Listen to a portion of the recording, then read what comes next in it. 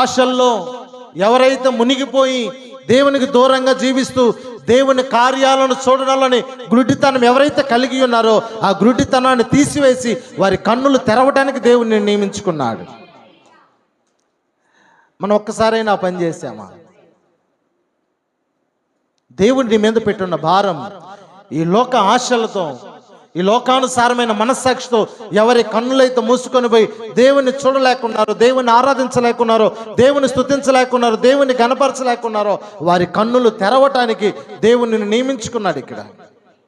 ఈరోజు ఇక్కడ ఉన్నటువంటి మీరందరూ ఒక్క వ్యక్తి లేదంటే ఒక్క కుటుంబం కన్నులు నేను తెరవాలి అని మీరు కానీ కరెక్ట్గా పట్టుబడితే ఈ 12 నెలల్లో మీరు ఒక్కొక్కరు ఒక కుటుంబాన్ని మార్చుండొచ్చు, ఒక్కొక్కరు ఒక్కొక్క జీవితాన్ని మార్చుండొచ్చు.